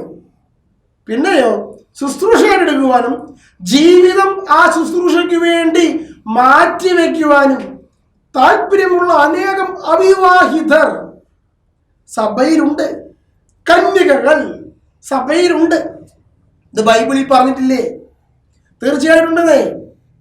അതറിയണമെങ്കിൽ ക്രിസ്മസ് ഒരു കാര്യം ചെയ്യണം, ബൈബിൾ എടുക്കുക. വിശുദ്ധ പൗലോസ് കൊരിന്ത്യർക്ക് എഴുതിയ 1-ാമത്തെ ലേഖനം 7-ാം അധ്യായത്തിൽ 25 മുതൽ 36 വരെയുള്ള വചനങ്ങൾ അങ്ങോട്ട് വായിക്കുക. അവിടെ എന്താ പറയുന്നത്? അവിവാഹിതൻ എങ്ങനെയാണ്, വിധവകൾ എങ്ങനെയാണ്, കന്യകകൾ എങ്ങനെയാണെന്ന് വളരെ വ്യക്തമായി അവതരിപ്പിച്ചിട്ടുണ്ട്. അപ്പോൾ അവിവാഹിതരായാലുള്ള ഗുണത്തെപ്പറ്റി പൗലോസ് ഇവിടെ പറയുന്നത് ശ്രദ്ധിച്ചിട്ടുള്ളൂ. അവിവാഹിതൻ കർത്താവിന് എങ്ങനെ സംപ്രീതനാക്കാമെന്ന് ചിന്തിച്ച് കർത്താവിന്റെ കാര്യങ്ങളിൽ താല്പര്യനാകുന്നു. വിവാഹിതൻ സ്വഭാര്യ എങ്ങനെ പ്രീതിപ്പെടുത്തുന്നു ചിന്തിച്ച് ലൗകിക കാര്യങ്ങളിൽ താല്പര്യനാകുന്നു. എന്താ മനസ്സിലാക്കിയത്? വിവാഹം ചെയ്ത ശുശ്രൂഷകനും അവിവാഹിതനായ ശുശ്രൂഷകനും തമ്മിലുള്ള വ്യത്യാസത്തെക്കുറിച്ച് വളരെ ഭംഗിയായി പൗലോസ് പറഞ്ഞിരിക്കുകയാണ്. നിങ്ങൾക്കും അറിയാമല്ലോ, നിങ്ങളുടെ സഭയിലും ഉണ്ടല്ലോ വിവാഹം കഴിക്കാതെ ശുശ്രൂഷ ചെയ്യുന്ന ആളുകൾ. ചോദിച്ചു നോക്കൂ. ഇനി അടുത്ത വചനം ശ്രദ്ധിക്കണേ. 36-ാമത്തെ വചനത്തില് കന്യകളെ പറ്റി പറഞ്ഞിരിക്കുക. അതും എന്താണെന്നറിയാമോ? ഇന്നത്തെ പോലെ കന്യാസ്ത്രീ മതമൊന്നും ആ കാലഘട്ടത്തിലില്ല. ആദിമസഭയുടെ കാലഘട്ടത്തിൽ അവരെന്ത് ചെയ്യുന്നറിയാമോ? അവിവാഹിതനായിരിക്കുന്ന ഒരു വ്യക്തിയും കന്യകയായിരിക്കുന്ന ഒരു വ്യക്തിയും തമ്മിൽ ഒരുമിച്ചൊരു ഭവനത്തിൽ വസിക്കും. അവർക്ക് കമ്മിറ്റ്മെന്റ് സമൂഹത്തോടല്ല, സഭയോടും കർത്താവിനോടാ. അതുകൊണ്ട് അവരെന്ത് ചെയ്യുന്നറിയാമോ? വിവാഹിതരെ പോലെ കഴിയും. ലോകത്തിന്റെ മുമ്പിൽ അവർ വിവാഹിതരാ, പക്ഷെ സഭയിലും കർത്താവിന്റെ മുമ്പിലും അവർ അവിവാഹിതരാ. ഇങ്ങനെ ജീവിക്കുന്ന കന്യകകളെ കുറിച്ച് ഇത് സഭയിലല്ല കേട്ടോ. നമുക്ക് നോക്കിക്കഴിഞ്ഞാൽ സംഖ്യയുടെ പുസ്തകം 30-ാം അധ്യായത്തില് യഹൂദന്മാർക്ക് കൊടുത്തിരിക്കുന്ന ഒരു നേർച്ചകളുണ്ട്, സ്ത്രീകളുടെ നേർച്ചകൾ. അവൾ ഭർത്താവിന്റെ വീട്ടിലേക്ക് പോയി കഴിഞ്ഞാൽ അവൾ കന്യകയാകാൻ ആഗ്രഹിക്കുന്നുണ്ടെങ്കിൽ ഇപ്രകാരം ജീവിക്കണമെന്ന് പറഞ്ഞുകൊണ്ടുള്ളൊരു നേർച്ച കൊടുക്കുന്നുണ്ട്. കന്യകയായിരിക്കുന്ന വ്യക്തികളെ വിവാഹം കഴിക്കുന്ന ഭർത്താക്കന്മാര് കന്യകയായി തന്നെ സൂക്ഷിക്കണമെങ്കിൽ ഇന്ന നിയമങ്ങൾ എന്ന് പറഞ്ഞുകൊണ്ട് സംഖ്യയുടെ പുസ്തകം 30-ാം അധ്യായത്തിൽ യഹൂദന്മാർക്ക് വളരെ വ്യക്തമായുള്ള പ്രബോധനമുണ്ട്. പക്ഷെ അവിടെ ഒരു പ്രശ്നമുണ്ട്. ആദിമസഭയും അതും തമ്മിൽ പ്രശ്നമുണ്ട്. എന്താണെന്നറിയാമോ? അവിടെ കന്യകയായിരിക്കുന്ന ഒരു പെൺകുട്ടിയെ സംബന്ധിച്ചിടത്തോളം അവളെ വിവാഹം കഴിച്ചിരിക്കുന്ന ഒരു വ്യക്തി അവന് വേറെയും ഭാര്യമാരുണ്ടാകാം. അതുകൊണ്ട് അവരുടെ ജീവിതത്തിൽ അനേകം ഭാര്യമാരൊരു ഭാര്യ മാത്രമാണ് ഈ കന്യക. പ്രത്യേകിച്ച് അവർ ബന്ധുക്കളായിരിക്കും. അവളെ കന്യകയായി അവളുടെ അപ്പന് ശേഷം അവളെ നോക്കിക്കൊള്ളാമെന്നുള്ള വ്രതമാണ് ഈ മനുഷ്യൻ എടുക്കുന്നത്. എന്നാൽ സഭയിലേക്ക് വരുമ്പോൾ എന്താ പ്രശ്നം? ഒരു പുരുഷനൊരു സ്ത്രീയെ പാടുള്ളൂ, ബഹുഭാര്യത്വം പാടില്ല. അതുകൊണ്ട് പൗലോസ് ഇതിലൊരു ഇളവ് തരുന്നുണ്ട്. ആ ഇളവാണ് 36-ാമത്തെ വാക്യം. ഒന്ന് ശ്രദ്ധിക്കണം. ഒരുവന് തന്റെ കന്യകയോട് സംയമനത്തോട് പെരുമാറാൻ സാധിക്കില്ലെന്ന് തോന്നിയാൽ അവൾ യൗവനത്തിന്റെ വസന്തം പിന്നിട്ടവളെങ്കിലും അനിവാര്യമെങ്കിൽ അവന്റെ ഹിതം പോലെ പ്രവർത്തിക്കട്ടെ, അവർ വിവാഹം കഴിക്കട്ടെ, പാവമല്ല. എന്നാൽ ആത്മസംയമനം പാലിക്കാൻ ബുദ്ധിമുട്ടില്ലാത്ത ആരെങ്കിലും തന്റെ കന്യകയായി തന്നെ സൂക്ഷിക്കുവാൻ ദൃഢനിശ്ചയം ചെയ്യുന്നെങ്കിൽ അവന്റെ പ്രവൃത്തി ഉത്തമമാണ്. തന്റെ കന്യകയെ വിവാഹം ചെയ്യുന്നവൻ ഉചിതമായി പ്രവർത്തിക്കുന്നു, എന്നാൽ വിവാഹം ചെയ്യാതിരിക്കുന്നവൻ കൂടുതൽ ശ്ലാഘനീയനാണ്. എന്താ പറഞ്ഞതെന്നറിയോ ക്രിസ്പിച്ച? ആദിമസമയത്ത് ഒരു ആചാരമാണിത്. അവിവാഹിതനായ ഒരു വൈദികനും കന്യകയായിരിക്കുന്ന ഒരു സ്ത്രീയും ഒരുമിച്ച് താമസിക്കുന്നു. ബൈബിളിൽ തന്നെ പറയുന്നില്ലേ, പത്രോസ് കൂടെ ഒരു സഹോദരിയെ കൊണ്ടു നടക്കുന്നുണ്ടല്ലോ എന്ന് പൗലോസ് പറയുന്നുണ്ടല്ലോ. അതന്നെ വിഷയം. അവർ തമ്മിൽ വിവാഹബന്ധമില്ല. അവർ വിവാഹിതരെ പോലെ സമൂഹത്തിന്റെ മുമ്പിൽ ജീവിക്കുന്നു. അങ്ങനെ ഇരിക്കെ അവർക്ക് ആത്മസംയമനം നഷ്ടപ്പെടുന്നെങ്കിൽ പൗലോസ് പറയുകയാണ്, അവർ സഭയിൽ വന്ന് വിവാഹം കഴിച്ചുകൊള്ളട്ടെ, അത് തെറ്റല്ലെന്ന്. ഈ ഒരു പ്രബോധനം ബൈബിളിലുണ്ട്. നിങ്ങൾക്കറിയാം, വചനം അനുസരിക്കാൻ വേണ്ടി എന്ത് ചെയ്യുന്നറിയാമോ? അവരുടെ ഭാര്യയെ ഉപേക്ഷിച്ചു പോവുക, മക്കളെ വഴിയാധാരമാക്കിയിട്ട്, എന്നിട്ട് വേറെ പാസ്റ്ററുടെ ഭാര്യയുടെ കൂടെ താമസിക്കുക. ഈ ഒരു വചനം അനുവൃത്തമാക്കാൻ വേണ്ടിയിട്ടേ ഒരു പാസ്റ്റർ വേറൊരു പാസ്റ്ററുടെ ഭാര്യയുടെ കൂടെ ഒരുമിച്ച് താമസിക്കുന്നു, വിവാഹ ജീവിതമില്ലാതെ ഒരുമിച്ച് ജീവിക്കുന്നു, സഹോദരിയും സഹോദരനുമായിട്ട്. അപ്പൊ ഇദ്ദേഹത്തിന്റെ ഭാര്യ വേറൊരു പാസ്റ്ററുടെ കൂടെ ജീവിക്കുന്നു. ഇങ്ങനെയുള്ള സഭ കേരളത്തിലുണ്ട്. അപ്പൊ ഈ കുട്ടികളുടെ അവസ്ഥ അനാഥമായൊരവസ്ഥ. ഇങ്ങനെ ഈ കുട്ടികൾ നിരീശ്വരവാദിക്ക് പോയിട്ടുള്ള അനുഭവം എനിക്കറിയാം. അപ്പോൾ ഇതെന്താ പറഞ്ഞതെന്നറിയാമോ? അവിവാഹിതരെ കുറിച്ചും കന്യകളെ കുറിച്ചുമുള്ള വ്യക്തമായ പ്രബോധനം ആദിമസഭയിലുള്ളത് വളരെ വ്യക്തമായി അറിയാവുന്ന സഭയാണ് കത്തോലിക്ക സഭ. അപ്പൊ ഇങ്ങനെയുള്ള ആളുകൾ ധാരാളം ഉള്ളപ്പോൾ പിന്നെ വിവാഹിതരായ ആളുകൾ ആശ്രയിക്കേണ്ട ആവശ്യമുണ്ടോ? അതുകൊണ്ടാണ് 11-ാം നൂറ്റാണ്ടിൽ ഗിരിഗിരി മാർപ്പാപ്പ വിവാഹം കഴിക്കേണ്ടതില്ല വൈദികർ എന്ന് തീരുമാനമെടുത്തത്. ഇനിയൊരു കാലഘട്ടത്തിൽ ഒരു പക്ഷേ വൈദികരുടെ എണ്ണം കുറയുകയാണെങ്കിൽ നേരെ തിരിച്ചും നിയമം ഉണ്ടാക്കാൻ മാർപ്പാപ്പയ്ക്ക് സാധിക്കും. അത് വിഷയമുള്ള കാര്യമില്ല, കാരണം അത് അങ്ങനെയുള്ള റൂളാണ്. അപ്പൊ ക്രിസ്പിച്ചൻ വിവാഹം കഴിക്കണം, ഇപ്പോൾ തന്നെ വിവാഹം കഴിക്കണമെന്ന് ആഗ്രഹിച്ചതുകൊണ്ടാണോ സഭ വിട്ടുപോയത് എന്നെനിക്ക് സംശയം. എനിക്ക് അറിഞ്ഞുകൂടാട്ടോ അദ്ദേഹത്തിന്റെ പേഴ്സണൽ ലൈഫ്, അത് വിധിക്കാൻ ആരുമല്ല.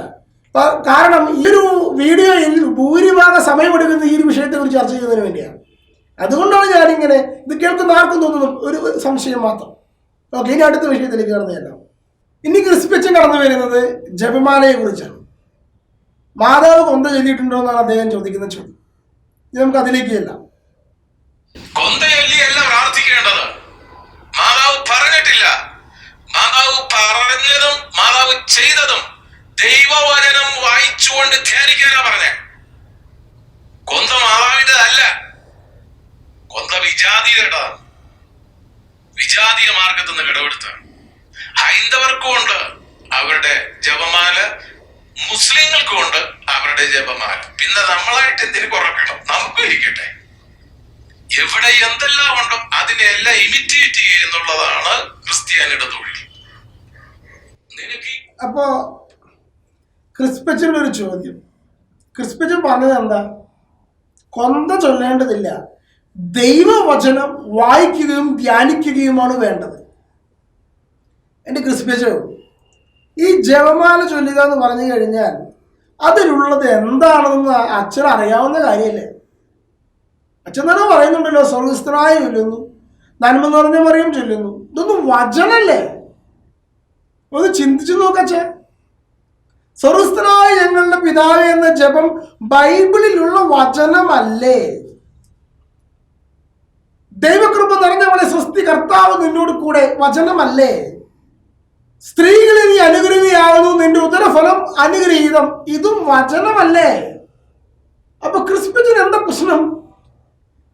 കത്തോലിക്കരായ ആളുകൾ ജപമാല എടുത്തുകൊണ്ട് വചനം ധ്യാനിക്കുകയും വചനം പ്രാർത്ഥിക്കുകയും യേശു ക്രിസ്തുവിന്റെ മംഗളവാർത്ത മുതൽ, ജനനം മുതൽ, ഉയർപ്പും സ്വർഗാരോഹണം, പരിശുദ്ധ കന്യാമറിയത്തിന്റെ സ്വർഗാരോഹണം വരെ ധ്യാനിക്കുമ്പോൾ, ദൈവവചനം അനുസരിച്ചുള്ള ഒരു ധ്യാനം നടത്തുമ്പോൾ, രക്ഷാകര രഹസ്യത്തിന്റെ മുഴുവൻ ധ്യാനം നടത്തുമ്പോൾ, അതും വചനം ചൊല്ലി പ്രാർത്ഥിക്കുമ്പോൾ, ക്രിസ്പിച്ചൻ എന്തിനാണ് ഇത്ര ഭയം? ക്രിസ്പിച്ചൻ എന്തിനാണ് ഇങ്ങനെ വിറയ്ക്കുന്നത്? അതല്ല ചൊല്ലേണ്ടത്, ബൈബിളാണ് ചൊല്ലേണ്ടതെന്ന്. മാതാവ് ജപമാല ചൊല്ലിയിട്ടില്ല, ശരിയാണല്ലോ, മാതാവ് ജപമാല ചൊല്ലിയിട്ടില്ല. പക്ഷെ മാതാവ് പലതും ഹൃദയത്തിൽ സംഗ്രഹിച്ചിരുന്നു. മാതാവ് ഈശോയെ പഠിപ്പിച്ച പ്രാർത്ഥനയാണ് സങ്കീർത്തനം 150.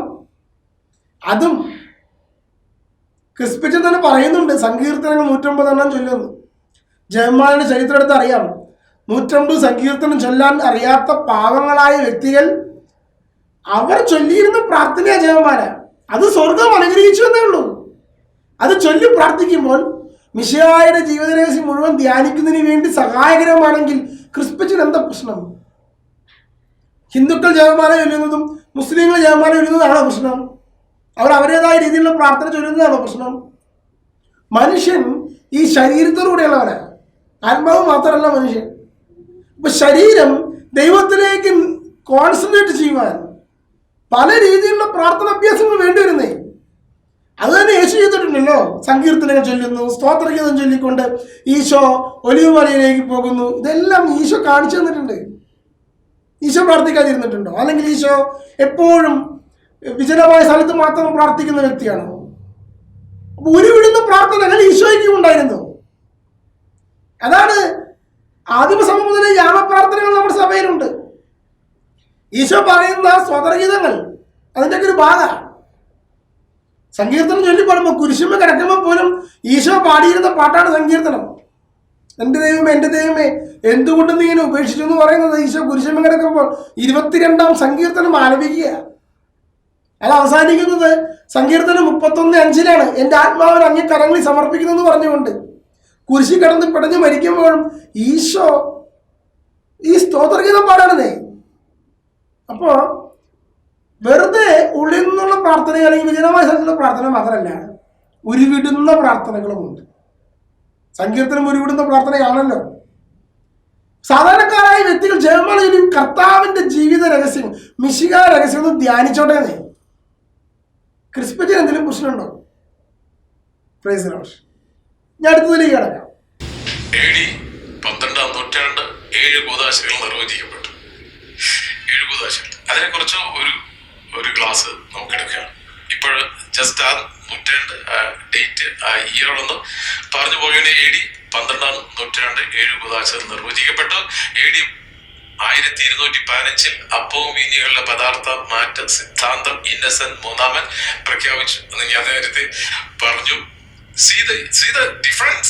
ഇതൊക്കെ പ്രഖ്യാപിക്കപ്പെടുകയാണ് ചെയ്തത്. അപ്പൊ അതിന്റെ അർത്ഥം കർത്താവിന്റെ സാന്നിധ്യം ഇതിന്റെ മേലെ അടിച്ചേൽപ്പിക്കപ്പെട്ടു എന്നാണ്. നോർത്ത് ഇന്ത്യയിൽ പ്രൈസ് ദി ലോർഡ്. ഇനി പറയാൻ പോകുന്ന കാര്യം ശ്രദ്ധിക്കണേ. ഇദ്ദേഹം പറയുകയാണ്, സഭയുടെ ചരിത്രത്തിൽ ഓരോ വിഷയങ്ങളും ഓരോ കാലഘട്ടങ്ങളിൽ മാർപ്പാപ്പമാർ പ്രഖ്യാപിച്ചു. ഉദാഹരണം, 7 കൂദാശകൾ AD 1200 പ്രഖ്യാപിച്ചു. യേശുക്രിസ്തുവിന്റെ ശരീരവും രക്തവുമാണ് അപ്പം വീഞ്ഞും എന്നുള്ള കാര്യം അത് 1200 പ്രഖ്യാപിച്ചു. ഇനി സത്താമാറ്റ സിദ്ധാന്തം അത് 1500 പ്രഖ്യാപിച്ചു. ബൈബിളിൽ 73 പുസ്തകമുണ്ടെന്ന് 1500 പ്രഖ്യാപിച്ചു. പരിശുദ്ധ കന്യാമറിയം അമലോപയാണെന്ന് 1850 പ്രഖ്യാപിച്ചു. പരിശുദ്ധ കന്യാമറിയം സ്വർഗാരോപതിയായെന്ന് 1950 പ്രഖ്യാപിച്ചു. ഇങ്ങനെ ഓരോന്ന് പ്രഖ്യാപിക്കുമ്പോഴാണ് ഇതൊക്കെ ഉണ്ടായത് എന്നാണ് ഇദ്ദേഹം പറയുന്നത്. എന്ന ചരിത്രത്തിൽ എന്താ സംഭവം? പ്രിയപ്പെട്ട സഹോദരങ്ങളെ, ചരിത്രം പറയുന്നത് എന്താണെന്നറിയാമോ? ക്രിസ്പെച്ചിനും അറിയാത്തതൊന്നല്ല ഇത്. അതുവരെ ആ ഒരു വിഷയത്തെ പ്രതി യാതൊരു വിധ വെല്ലുവിളികളും ഇല്ലായിരുന്നു. അതുകൊണ്ട് അത് പ്രഖ്യാപിക്കേണ്ട ആവശ്യമില്ലായിരുന്നു. എന്നാൽ ആ കാലഘട്ടങ്ങളിൽ ആ വിഷയത്തെ വെല്ലുവിളിക്കുകയും അതിനനുസൃതമായ ഹെരസികൾ കടന്നു വരികയും ചെയ്തപ്പോൾ അതിനെപ്പറ്റി വ്യക്തമായൊരു ഉത്തരം സഭയ്ക്ക് പറയേണ്ടതായി വന്നു. അപ്പോൾ വ്യക്തമായ ഉത്തരം സഭ പ്രഖ്യാപിച്ചു. അതാണ് ചരിത്രത്തിൽ സംഭവിക്കുന്നത്. ഒരു ഉദാഹരണം പറയാം. ബൈബിളിൽ 73 പുസ്തകമുണ്ട് എന്നുള്ളത് ട്രെൻഡ് കൗൺസിൽ 1500 സഭ പ്രഖ്യാപിച്ചു. അപ്പൊ അതിനു മുമ്പ് 73 പുസ്തകം ഇല്ലായിരുന്നു. AD 361 കാർത്തേജ് കൗൺസിലിൽ ഡമാസ്കസ് മാർപ്പാപ്പ പ്രഖ്യാപിച്ച് ലോക്ക് ചെയ്ത സംഭവമാണ്, ലോക്ക് ചെയ്തിട്ടില്ല, പ്രഖ്യാപിച്ച സംഭവമാണ് 73 പുസ്തകം. അന്ന് മുതലേ സഭയിൽ എല്ലാവരും തന്നെ 73 പുസ്തകങ്ങളാണ് എടുത്ത് ബൈബിളായി കണ്ടിരുന്നത്. 1500-ൽ എന്ത് സംഭവിച്ചു? പ്രൊട്ടസ്റ്റന്റ് വിപ്ലവം കടന്നു വന്നപ്പോൾ മാർട്ടിൻ ലൂതർ ഉത്തരകാലോലിക ഗ്രന്ഥങ്ങളായിട്ടുള്ള 7 പുസ്തകങ്ങൾ എടുത്തു മാറ്റാൻ ശ്രമിച്ചു. അതിന് കാരണം മക്കബയാരുടെ പുസ്തകത്തിൽ മരിച്ചവർക്ക് വേണ്ടിയുള്ള പ്രാർത്ഥനയുണ്ടായിരുന്നു. അതാണ്. ഇനി ഇത് മാത്രമല്ല കേട്ടോ, പുതിയ നിയമത്തിൽ നിന്ന് യാക്കോബിന്റെ പുസ്തകം എടുത്തു മാറ്റാൻ യാക്കോബ് ശ്ലീഹായുടെ ലേഖനം എടുത്തു മാറ്റാൻ തീരുമാനിച്ചു. എന്താ കാരണം? അതിലൊരു വചനമുണ്ടേ, പ്രവൃത്തി കൂടാതെയുള്ള വിശ്വാസം നിർജീവമാണെന്ന്. അത് പറ്റില്ല. അതുകൊണ്ട് ആ പുസ്തകം എടുത്ത് മാറ്റാൻ തീരുമാനിച്ചു. ഹെബ്രായർക്ക് എഴുതിയ ലേഖനം എടുത്തു പറയാൻ തീരുമാനിച്ചു. എന്താ കാരണം? അതിൽ പൗരോഹിത്യത്തെ പറ്റി പറഞ്ഞിരിക്കുന്നു. ഇതേ മാർട്ടിൻ ലൂഥർ വെളിപാട് പുസ്തകം എടുത്തു പറയാൻ തീരുമാനിച്ചു. അതിലും പൗരോഹിത്യത്തെ പറ്റി പറഞ്ഞിട്ടുണ്ട്. എന്താ മനസ്സിലായത്? തന്റെ തിയോളജിക്ക് അനുസരിച്ച് ആവശ്യമായ പുസ്തകങ്ങളൊക്കെ എടുത്തു മാറ്റുകയാണ് മാർട്ടിൻ ലൂഥർ ചെയ്ത ഒരു പ്രവൃത്തി. ഇങ്ങനെ ചെയ്തപ്പോൾ സഭ എന്ത് പറഞ്ഞു? ഇത് ലോക്ക് ചെയ്യുന്നു. കാനോൻ പ്രസിദ്ധീകരിച്ചത് 73 പുസ്തകങ്ങൾ. അതൊരു പുസ്തകം എടുത്തു മാറ്റുവാനോ ഒരു പുസ്തകം കൂട്ടിച്ചേർക്കാനോ പാടില്ല എന്ന് പറഞ്ഞ് കാനോൻ ക്ലോസ് ചെയ്തതാണ് AD 1500 എന്ന സംഭവം. മനസ്സിലായോ? അല്ലാതെ ക്രിസ്ത്യൻ കരുതുന്ന പോലെ ആ സമയത്ത് എല്ലാം കത്തോലിക്കര് ബൈബിൾ കണ്ടത്. പിന്നെ ക്രിസ്ത്യൻ പറയുന്ന ഒരു വിഷയം എന്ന് വെച്ചിട്ടുണ്ടെങ്കിൽ കുദാശകൾ 7 കുദാശകൾ നിർവചിച്ചത് ബൈബിളിൽ നിന്ന് 7 കുദാശകളില്ലേ? മാമോദീസ വിശുദ്ധ ഗ്രന്ഥത്തിലില്ലേ? ജ്ഞാനസ്നാനം തീർച്ചയായും ഉണ്ടല്ലോ. വിശുദ്ധ കുർബാനയും ഉണ്ടല്ലോ. ഇത് രണ്ടും പെന്തക്കോസ്തുകാരും ക്രിസ്ത്യനൊക്കെ അംഗീകരിക്കുന്ന വിഷയമാണ്. 2 ശുശ്രൂഷ. ഇനി ബാക്കിയുള്ളത് തൈലാഭിഷേക ശുശ്രൂഷ, കയ്യൊപ്പ് ശുശ്രൂഷ. പുതിയ നിയമത്തിൽ അപ്പോസ്തല പ്രവർത്തനങ്ങളിലും എവിടെ സ്നാനം കൊടുക്കുന്നുണ്ടോ അവിടെ കയ്യൊപ്പ് കൊടുക്കുന്നുണ്ട്. അറിയണമെങ്കിൽ വായിച്ചോളൂ. അപ്പോസ്തല പ്രവർത്തനം 8-ാം അധ്യായം 14 മുതലുള്ള വചനങ്ങളിലെ ഡീക്കനായിരിക്കുന്ന ഫിലിപ്പോസ് സമറിയായി പോയി സുവിശേഷം പറഞ്ഞ് എല്ലാവർക്കും സ്നാനം കൊടുത്തപ്പോൾ കയ്യൊപ്പ് ശുശ്രൂഷ അഥവാ തൈലാഭിഷേക ശുശ്രൂഷ കൊടുക്കുവാൻ മെത്രാന്മാർക്ക് മാത്രമേ അധികാരമുള്ളൂ എന്നുള്ളത് കൊണ്ട് ജെറുസലേമിലേക്ക് ആളയക്കുകയും അവിടെ നിന്ന് പത്രോസും യോഹന്നാനും വന്ന് പരിശുദ്ധാത്മാവിനെ സ്വീകരിക്കേണ്ടതിന് കയ്യൊപ്പ് കൊടുക്കുന്ന ശുശ്രൂഷ. അപ്പോസ്തല പ്രവർത്തനം 8-ാം അധ്യായം 14-ാം വാക്യത്തിൽ പറയുന്നുണ്ട്. ക്രിസ്ത്യൻ വായിച്ചു നോക്കൂ. അപ്പൊ ഈ സ്ഥൈര്യലേപനം 1100 സഭ കണ്ടുപിടിച്ചതാണോ? അവിടെ മാത്രമല്ല. ഇനി കൂടുതൽ അറിയണമെങ്കിൽ അപ്പോസ്തല പ്രവർത്തനം 19-ാം അധ്യായം എഴുതി ക്രിസ്പിച്ച അതിലെ മാമോദിസ സ്വീകരിച്ച കുറെ പേരെ കണ്ടു. അവർ യോഹന്നാന്റെ സ്നാനം സ്വീകരിച്ചത്. അപ്പോൾ പൗലോസ് അവർക്ക് സ്നാനം കൊടുക്കുകയും പരിശുദ്ധാത്മാവിനെ സ്വീകരിക്കേണ്ടതിന് അവരെ മേൽ കൈകൾ വെക്കുകയും ചെയ്തു. ഒരു ശുശ്രൂഷയുണ്ട്. അപ്പൊ ഈ സ്ഥൈര്യലേപന ശുശ്രൂഷ കത്തോലിക്ക സഭയിലുണ്ട്. ഇങ്ങനൊരു ശുശ്രൂഷ ക്രിസ്ത്യന്റെ സഭയിലുണ്ടോ? ക്രിസ്ത്യച്ച ഒന്ന് ചിന്തിച്ചു നോക്ക്. ഇനി മാമോദിസ എത്ര തരണ്ട്? ഒരു വിശ്വാസവും ഒരു കർത്താവും ഒരു ജ്ഞാനസ്നാനവുമേ ഉള്ളൂ. എഫോസർക്ക് എഴുതിയ ലേഖനത്തിലെ 4-ാം അധ്യായത്തിൽ പൗലോസിനെ പഠിപ്പിക്കുക. ഇനി ക്രിസ്ത്യന്റെ സഭയിൽ എത്ര സ്നാനമുണ്ട്? 2 സ്നാനമുണ്ട്. ഒന്നാമത്തെ ജലം കൊണ്ടുള്ള സ്നാനം, ജലത്തിൽ മുങ്ങുന്ന സ്നാനം. രണ്ടാമതൊരു സ്നാനം കൂടി അവർക്കിടയിലുണ്ട്. എന്താണെന്നറിയാമോ? പരിശുദ്ധാത്മ സ്നാനം. അങ്ങനെ ഒരു സ്നാനം പറയുന്നുണ്ട്. 2 മാമോദിസയുള്ള കൂട്ടരാണ് ക്രിസ്ത്യന്റെ കൂട്ടര്. അത് വീട്ടിലിരുന്നിട്ട് തന്നെ പ്രാർത്ഥിച്ച് ഭാഷാവരം കിട്ടുമ്പോഴേ ആവുള്ളൂ. അങ്ങനെ ഒരു സ്നാനം. അങ്ങനെയാണോ ബൈബിളിൽ പറഞ്ഞിരിക്കുന്നത് പരിശുദ്ധാത്മാവിനെ സ്വീകരിക്കാൻ? അതോ മറ്റൊരു ശുശ്രൂഷയാണോ? കർത്തൃമേശ ഉണ്ടെന്ന് സമ്മതിച്ചല്ലോ. ഇനി കുമ്പസാരത്തിലേക്ക് വരാം. ക്രിസ്ത്യന്റെ വാക്കുകളിലൂടെ നമുക്ക് പോകാം. അപ്പൊ ക്രിസ്ത്യന്റെ 7 കുദാശ സ്ഥാപിച്ചത് മുമ്പുള്ള കാര്യങ്ങളൊന്നും ക്രമപ്പെടുത്തിയെന്നേ ഉള്ളൂ. വിവാഹത്തെ കുറിച്ചുള്ള ഈശോയുടെ പ്രബോധനം ഈശോയിലെ സ്ഥാപിച്ചത് അതുവരെ ഉണ്ടായിരുന്നു. ഇന്നും ലോകത്തുള്ളത് ബഹുഭാരിത്ത. ക്രിസ്ത്യാനികളെ പറയുന്നത് ഏകഭാരിതം. എന്താ കാരണം? യേശു ക്രിസ്തു പറഞ്ഞത് കൊണ്ടാണ് ഏകഭാരിത്ത പാടുള്ളൂ എന്ന്. അതിന് വിവാഹം എന്ന കുദാശയുടെ സ്ഥാപനം. അപ്പോൾ ഓരോന്നും സഭ പ്രഖ്യാപിക്കുന്നത് ആ കാലഘട്ടത്തിൽ പുതിയതായി ഉണ്ടായതല്ല. മുമ്പുള്ള വിശ്വാസത്തെ ന്യായീകരിച്ചുകൊണ്ട് അതാണെന്ന് വ്യക്തമായി പ്രഖ്യാപിക്കുക. വിശ്വസിക്കാൻ ബാധ്യസ്ഥമാക്കിക്കൊണ്ട് വിശ്വാസം സത്യമായി പ്രഖ്യാപിക്കുക. 1854 പരിശുദ്ധ പറയും അമ്മനൽബയാണെന്ന് പ്രഖ്യാപിച്ചു. അപ്പൊ അതിനു മുമ്പ് അമ്മനൽബയാണെന്ന് അല്ലാന്നാണ് വിചാരിക്കുന്നത്. 1854 ഈ പ്രഖ്യാപനം ഉണ്ടായതെങ്കിൽ 1700 കേരളത്തിലേക്ക് വന്നൊരു പാതിരി ജന്മദോഷമില്ലാതെ ജനിച്ച മാതാവിനെ പറ്റി വർണ്ണിക്കുന്നുണ്ട്. അമ്മനുഭവത്തെ പറ്റിയിട്ട് പുത്തൻപാനയിൽ അർണോസ് പാതിരി എഴുതിയുള്ള വരികളാണ്. അപ്പൊ സഭയിലുള്ള വിഷയം തന്നെയാണ് അമ്മനുഭവത്വം. അതിനെതിരെ മറ്റുള്ളവർ കൂടുതലായി പറയാൻ തുടങ്ങിയപ്പോൾ സഭ ഇതിന് കുറച്ചും കൂടി വ്യക്തമായി പഠിക്കുകയും അത് വിശ്വാസ സത്യമായി പ്രഖ്യാപിക്കുകയും ചെയ്യുന്നു എന്നുള്ളതേ ഉള്ളൂ. പരിശുദ്ധ പറയും സ്വർഗത്തിലേക്ക് എടുക്കപ്പെട്ടു എന്നുള്ള കാര്യം ചരിത്രത്തിൽ വളരെ വ്യക്തമായുള്ള പ്രബോധനത്തിലുള്ളത്. AD 451 പരിശുദ്ധ പറയുന്നത് ദൈവമാതാവാണെന്ന് പ്രഖ്യാപിച്ചപ്പോൾ ജെറുസലേമിലെ മെത്രാനോട് മാർപ്പാപ്പ പറയുന്നുണ്ട്, എന്താണ് മറിയത്തിന്റെ കല്ലറയെ കുറിച്ചുള്ള കാര്യം ഒന്ന് പഠിച്ചിട്ട് വരാൻ. അപ്പൊ അവിടെ കണ്ടില്ലെന്നും സ്വർഗാരോപതിയായി വിശ്വസിക്കുന്നെന്നും അവിടെ പറയുന്നുണ്ട്. അപ്പൊ അന്ന് മുതലേ സഭയിൽ വളരെ വ്യക്തമാണ് പരിശുദ്ധ മറിയം സ്വർഗാരോപതിയാണെന്നുള്ള കാര്യം. എന്നാൽ നിങ്ങളെപ്പോലുള്ള കുറെ പേര് വന്നിട്ട് മറിയം സ്വർഗത്തിലേക്ക് എടുക്കപ്പെട്ടിട്ടില്ല എന്ന് പറഞ്ഞപ്പോൾ അപ്പോഴാണ് ക്രിസ്പിച്ച മാർപ്പാപ്പയ്ക്ക് 1950 പ്രഖ്യാപിക്കേണ്ടി വന്നത് പരിശുദ്ധ മറിയം സ്വർഗാരോപതിയാണത് വിശ്വാസ സത്യമാണ് എന്നുള്ള കാര്യം, വിശ്വസിക്കാൻ കടപ്പെട്ടതാണെന്നുള്ള കാര്യം. അത്രേ ഉള്ളൂ. അതിനു മുമ്പ് അങ്ങനെ അല്ലാതൊന്നുമില്ല. ആ സമയത്ത് ആംഗ്ലിക്കൻ സഭക്കാർ പറഞ്ഞത് ഞങ്ങൾക്ക് മുമ്പേ അറിയാവുന്ന കാര്യമാണല്ലോ എന്നതാണ്. ഇനി അടുത്ത വിഷയത്തിലേക്ക് വരാം. അപ്പോൾ അപ്പവും വീഞ്ഞുങ്ങളുടെ പദാർത്ഥ മാറ്റ സിദ്ധാന്ത ഇന്നസെന്റ് മൂന്നാമൻ പ്രഖ്യാപിച്ചു. AD 1215 കുംഭസാരം ആരംഭിച്ചു. അതുവരെ കുംഭസാരം ഇല്ലായിരുന്നു അല്ലേ? നിങ്ങളുടെ പാവങ്ങൾ അവനോട് ഏറ്റുപറയുക.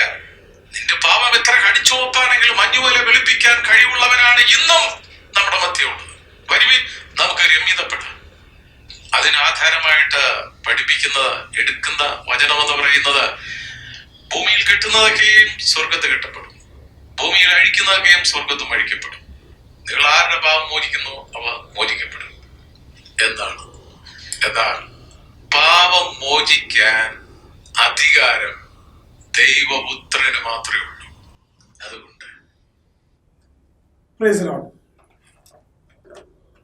ഇനി അടുത്ത വിഷയം കുംഭസാരമാണ്. കുംഭസാരത്തെ കുറിച്ച് പറഞ്ഞിരിക്കുക ബൈബിളിൽ ഈശോ പറയുന്ന വചനമുണ്ടല്ലോ, നിങ്ങൾ ആരുടെ പാപം ക്ഷമിക്കുന്നതോ ക്ഷമിക്കപ്പെട്ടിരിക്കും, നിങ്ങൾ ആരുടെ പാപങ്ങൾ ഭൂമിയിൽ കെട്ടുന്നതോ കെട്ടപ്പെട്ടിരിക്കും.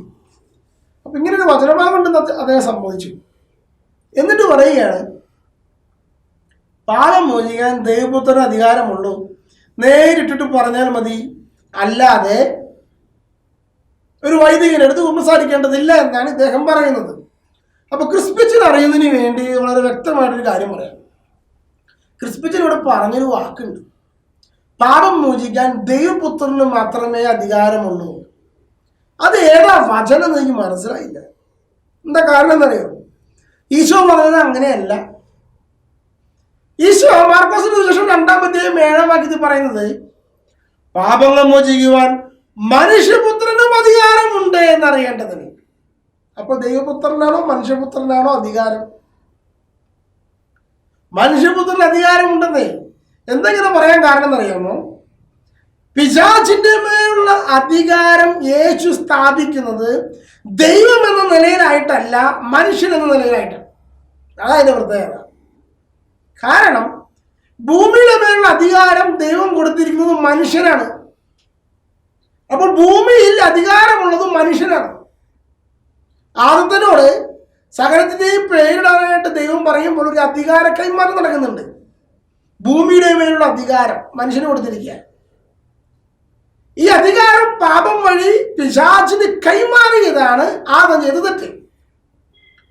അപ്പൊ തുടർന്ന് ഭൂമിയിലുള്ള സകല മനുഷ്യരുടെയും മേൽ പിശാചിന് സ്വാധീനമുള്ളത് കൊണ്ട് പാപം മോചിക്കുവാനോ പിശാചിനെ പുറത്താക്കുവാനോ മനുഷ്യന് അധികാരമില്ലാതെയായി. എന്നാൽ ഏതെങ്കിലും ഒരു മനുഷ്യൻ പിശാചിനും പാപത്തിനും വിധേയനല്ലെങ്കിൽ ആ മനുഷ്യനെ ദൈവം നൽകിയിരിക്കുന്ന അധികാരം അനുസരിച്ച് പിശാചിന്റെ മേൽ അധികാരമുണ്ട്. മനസ്സിലായോ പറഞ്ഞതിന്റെ അർത്ഥം? അതായത് ആദത്തിനും ഹവ്വയ്ക്കും മനുഷ്യൻ എന്ന നിലയിൽ തന്നെ പിശാചിന്റെ മേലും പാപത്തിന്റെ മേലും അധികാരം ഉണ്ടായിരുന്നു. അവർ പാപത്തിന് വിധേയപ്പെട്ടത് കൊണ്ടാണ് അധികാരം പോയത്. അപ്പോൾ ഏതെങ്കിലും ഒരു മനുഷ്യൻ ഈ ഭൂമിയിലുണ്ടെങ്കിൽ അവൻ പാപത്തിന് വിധേയപ്പെട്ടവനല്ലെങ്കിൽ, അവൻ പിശാചിന് വിധേയപ്പെട്ടവനല്ലെങ്കിൽ പിശാചിന്റെ മേലും അവൻ അധികാരമുണ്ട്. അതുകൊണ്ടാണ് ദൈവം മനുഷ്യനായി വന്നത്. അതുകൊണ്ടാണ് ഈശോ പറയുന്നത്, മനുഷ്യപുത്രൻ എന്ന നിലയിൽ, യേശു മനുഷ്യനായതുകൊണ്ടാ, ആ മനുഷ്യൻ എന്ന നിലയിൽ യേശുവിന്റെ മേൽ പിശാചിനും പാപത്തിനും അധികാരമില്ല. ആ മനുഷ്യൻ എന്ന നിലയിലുള്ള അധികാരമാണ് ഈശോ കാണിക്കുന്നത്. അല്ലാതെ ദൈവപുത്രൻ എന്ന നിലയിലുള്ള അധികാരമല്ല. പാപങ്ങൾ മോചിക്കുവാൻ മനുഷ്യപുത്രനും അധികാരമുണ്ട് എന്നറിയേണ്ടതിന് അതാണ് ഈശോ പറഞ്ഞ വചനം. അപ്പൊ അധികാരമുള്ള ആ മനുഷ്യൻ ഈശോ തന്റെ അധികാരം അടുത്ത മനുഷ്യന് കൈമാറിയതാണ്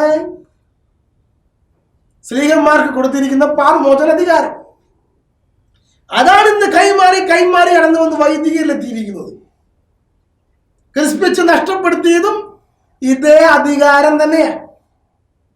സഭ വിട്ടുപോയപ്പോഴേ, പൗരോഹിത്യം ഉപേക്ഷിച്ചു പോയപ്പോൾ അധികാരമുള്ള ക്രിസ്തു ശിഷ്യന്മാർക്ക് കൊടുത്ത ആ അധികാരം അവർ അവരുടെ തലമുറയ്ക്ക് കൈമാറി ആ അധികാരത്തിന്റെ, പാപത്തിന്റെ മേലും പിശാചിന്റെ മേലുമുള്ള ഈ അധികാരത്തിന്റെ മനുഷ്യൻ എന്ന നിലയിലുള്ള കൈമാറ്റം, ആ കൈമാറ്റത്തിൽ നിന്നാണ് ക്രിസ്തുപ്പച്ചൻ ആ അധികാരം ഉപേക്ഷിച്ചിട്ടാണ് പോയിരിക്കുന്നത്. ദൈവപുത്രൻ നിലയിലല്ല. ബൈബിളിൽ വചനമുണ്ടോ? അത് നമുക്ക് അറിയണമല്ലോ. വചനുണ്ട്. ക്രിസ്തുപ്പച്ച 2 കൊരിന്ത്യർ 5-ാം അധ്യായം 19-20 വാക്യങ്ങളൊന്ന് വായിക്കുക. നമുക്കൊന്ന് കേൾക്കാം. ഞങ്ങളെ ക്രിസ്തു വഴി തന്നോട് രമ്യതപ്പെടുത്തുകയും രമ്യതയുടെ ശുശ്രൂഷ ഞങ്ങൾക്ക് നൽകുകയും ചെയ്ത ദൈവത്തിൽ നിന്നാണ് ഇതെല്ലാം. എന്താണ് അച്ഛാ ക്രിസ്തുപ്പച്ച ഒന്ന് പറഞ്ഞു തരാമോ? രമ്യതയുടെ ശുശ്രൂഷ, അങ്ങനെ ശുശ്രൂഷയുണ്ട്. ദൈവത്തിൽ നിന്ന് പരമേൽപ്പിക്കപ്പെട്ട രമ്യതയുടെ ശുശ്രൂഷ. മറ്റൊരു വാക്യം പറഞ്ഞാൽ അനുരഞ്ജന ശുശ്രൂഷ. കുംഭസാരം എന്ന സുറിയാനി വാക്കിന്റെ മലയാള പദവി പറഞ്ഞത് കേട്ടോ. ഇനി 19-ാമത്തെ വാക്യം, അതായത് ദൈവം മനുഷ്യരുടെ തെറ്റുകൾ അവർക്കെതിരെ പരിഗണിക്കാതെ രമ്യതയുടെ സന്ദേശം ഞങ്ങളെ വരവേൽപ്പിച്ചുകൊണ്ട് ക്രിസ്തു വഴി ലോകത്തെ തന്നോട് രമ്യതപ്പെടുത്തി. ഈ വരമേൽപ്പിക്കുക എന്ന പദപ്രയോഗത്തിന്റെ അർത്ഥം അറിയാമോ? ഇതിനു മുമ്പ് നമ്മൾക്ക് പലപ്പോഴും കേൾക്കും. എപ്പോഴെന്നറിയാം?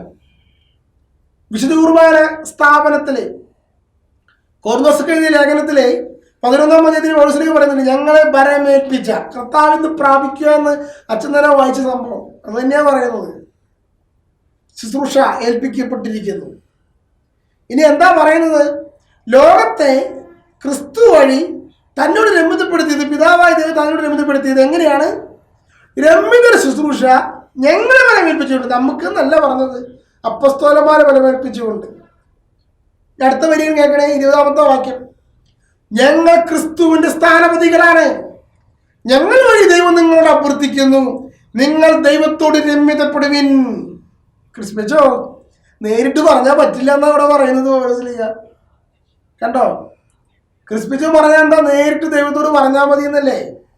അവിടുത്തെ രക്തം അങ്ങനെ അദൃശ്യമായി വന്ന് മായ്ച്ചു കളയുമെന്നല്ലേ പറഞ്ഞത്? പക്ഷെ വചനം അങ്ങനെയല്ലല്ലോ ക്രിസ്മച്ചനോട് പറയുന്നത്. വചനം എന്താ പറയുന്നത്? കുമ്പസാരക്കൂട്ടിലിരിക്കുന്ന വൈദികൻ ഞങ്ങൾ വഴി, ആര്? ഞങ്ങൾ അപ്പോസ്തലന്മാരെ, ഞങ്ങൾ വഴി ക്രിസ്തു നിങ്ങളോട് അഭ്യർത്ഥിക്കുന്നു. എന്താ കാരണം? ഞങ്ങൾ ക്രിസ്തുവിന്റെ സ്ഥാനപതികളാണ്. ഈ സ്ഥാനപതി എന്ന് പറഞ്ഞാൽ അർത്ഥം അറിയാമോ? സീസറിന്റെ സ്ഥാനപതിയാണ് പീലാത്തോസ്. സീസർ എന്ത് പറഞ്ഞാലും അത് പാലിക്കുവാൻ കടപ്പെട്ടവനാ പീലാത്തോസ്. ഗവർണർ, സ്ഥാനപതി. പീലാത്തോസ് എന്ത് പറഞ്ഞാലും സീസർ പറഞ്ഞതുപോലെയാ. അതായത് കുമ്പസാരക്കൂട്ടിലിരിക്കുന്ന സ്ഥാനപതിയായിരിക്കുന്ന ക്രിസ്തുവിന്റെ സ്ഥാനപതിയായിരിക്കുന്ന വൈദികൻ അല്ലെങ്കിൽ അപ്പസ്തോലന്മാർ, ഇന്നത്തെ മെത്രന്മാർ എന്തു പറഞ്ഞാലും ക്രിസ്പിച്ചോ ക്രിസ്തു പറഞ്ഞ പോലെയാ. ആരും വഴി ഉപയോഗിച്ചുകൊണ്ട് ഞങ്ങൾ വഴി ദൈവം നിങ്ങളോട് അഭ്യർത്ഥിക്കുന്നു, നിങ്ങൾ കർത്താവിന്റെ രമ്യതപ്പെടുവിൻ. നേരിട്ട് പറ്റില്ല കേട്ടോ. അപ്പൊ കുംഭസാരം എന്ന് പറയുന്നത് 1600 കണ്ടുപിടിച്ച സംഭവമൊന്നുമല്ല. ആദിമസഭയിൽ ഇത് ആചരിച്ചത് എപ്രകാരം അറിയാമോ? പാപികളായ വ്യക്തികൾ മുന്നോട്ട് വരും. മെത്രാൻ ദേവാലയത്തിന് പുറത്ത് നടപ്പരയിൽ നിൽക്കും. എന്നിട്ട് വരുന്നവർ അവരുടെ പാപങ്ങൾ പരസ്യമായി ഏറ്റുപറയും. അവർക്ക് പാപമോചനം നൽകിക്കൊണ്ട് അവരെ പള്ളിയകത്ത് പ്രവേശിപ്പിക്കും. ഇതാണ് ആദിമസഭ ചെയ്തിരുന്നത്. സീറോ മലബാർ സഭയുടെ കുർബാനയിൽ ഒരു ഭാഗമുണ്ട്, മാമൂസ് സ്വീകരിച്ചിട്ടില്ലാത്തവർക്ക് പുറത്തേക്ക് പോകാമെന്ന് പറഞ്ഞുകൊണ്ട്. വിശുദ്ധ കുർബാന സ്വീകരിക്കാത്തവർക്ക് പുറത്തേക്ക് പോകാമെന്ന് പറഞ്ഞുകൊണ്ടൊരു ഭാഗമുണ്ട്. എന്തിനാണെന്നറിയാമോ? ഇങ്ങനെയുള്ള പാപികളായ വ്യക്തികളുണ്ടെങ്കിൽ വചന സുരക്ഷ കഴിഞ്ഞവർ പുറത്തേക്ക് പോകണം. അവർ കുമ്പസാരം പരസ്യമായി ചെയ്തതിന് ശേഷം മാത്രമേ അകത്ത് കയറാൻ പറ്റുള്ളൂ. ഇങ്ങനെ പരസ്യമായി കുമ്പസാരിച്ചിരുന്ന കാര്യം രഹസ്യമാക്കിയത് മാത്രമാണ് ഈ AD 1000 സഭ ചെയ്തിട്ടുള്ളൂ. ക്രിസ്ത്യൻ പഠിക്കുന്നത് നല്ലതാട്ടോ.